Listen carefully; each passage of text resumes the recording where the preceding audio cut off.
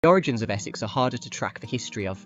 According to Barbara York, who I owe a lot of gratitude to for this book, the Saxons started settling Essex around 450 AD, but there were less of them, so they coexisted a lot more with the Britons. Essex was originally part of Kent. However, the two kingdoms quickly split, most likely due to the geographic divide of the Thames River. This left many smaller East Saxon communities all acting independently.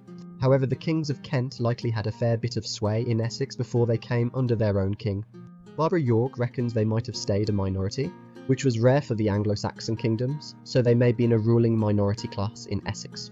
The Historia Brittonum stated that the territory was ceded by the Britons after the treason of the Long Knives, so this was probably why they were able to rule as a minority. They were most likely more peaceful than the other Saxon settlers. The name Essex came from the name East Saxons, meaning East Saxons. Essex included Middlesex, much of Hertfordshire, and at times the sub-kingdom of Surrey. The Middlesex and Hertfordshire parts were known as the province of the Middle Saxons. Middlesex itself was a considerable powerhouse, as the trade capital of England. Their main capital was Londonwick, now known as London.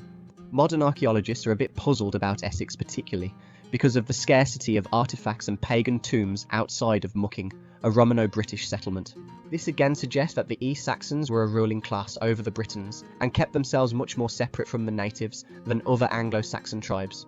They used the Britons as farmers to toil their land, but not for coupling or mixing with.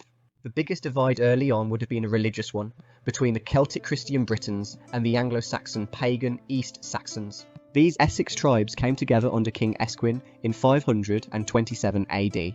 Although some sources state that King Sled was the first king of Essex around 587 AD.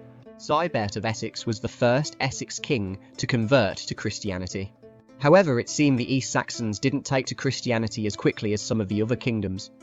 During the plague of 664, even though it hit every kingdom, Essex was singled out by Christian writers saying they brought the plague on themselves for being reluctant to become Christian and angering God.